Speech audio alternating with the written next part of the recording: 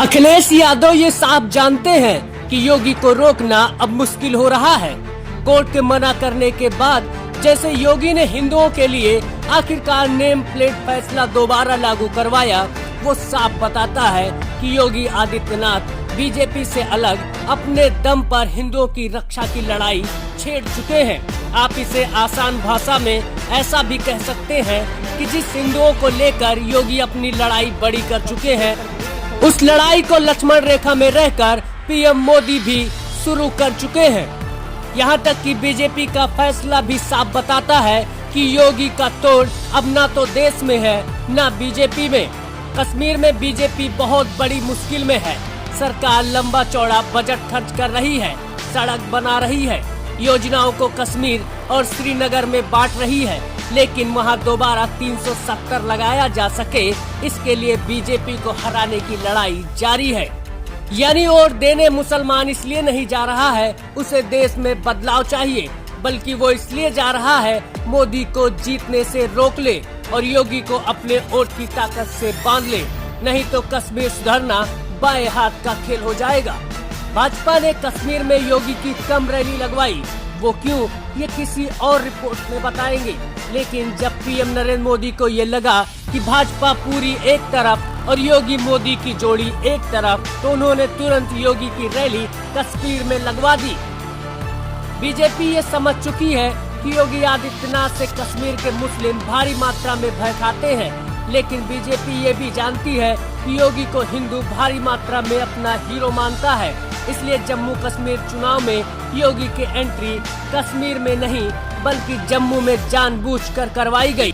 जम्मू का हिंदू एक बार योगी से मिलना चाहता है। योगी को देखने वालों की भीड़ जमा है। जम्मू में योगी की रैली लगी है। कई उम्मीदवारों की किस्मत अब योगी आदित्यनाथ के हाथ में है।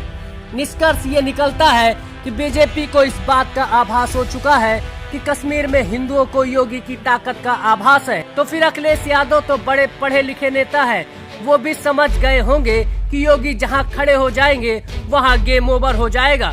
भारत का हर नेता, हर व्यक्ति आकलन करना जानता है। जम्मू की जनता भी असल में हिंदू बाहुल्य है। वैष्णो देवी का प्रतिष्ठित मंदिर भी जम्मू में ही है।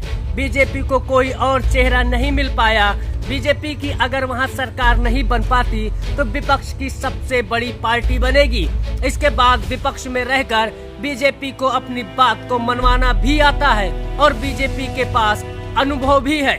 इसलिए किसी भी हाल में योगी की एंट्री होना, चुनाव के बीच में योगी का पद रोकने वालों को एहसास हुआ कि योगी के बिना काम नहीं हो सकता, तो फिर योगी को सम्मान के साथ बुलाया जाता है। करीब 40 घंटे तक योगी कश्मीर के अलग अलग जगह पर रैली करने वाले हैं।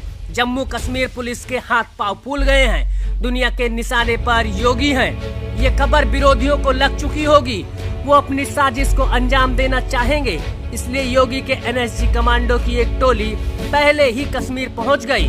उधर यूपी में तो अखिलेश यादव के सर से ऊपर पानी निकल चुका है।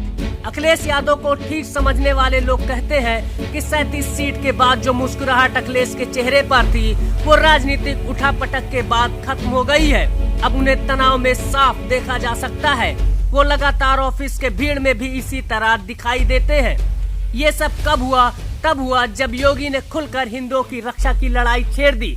बांग्लादेश में हिंदुओं पर हो रहे अत्याचार के मुद्दे पर जब सारे नेता चुप्पी साध कर बैठे थे, उस वक्त योगी ने लड़ाई छेड़ हिंदुओं का जिक्र किया और साफ कहा कि बटेंगे तो कटेंगे।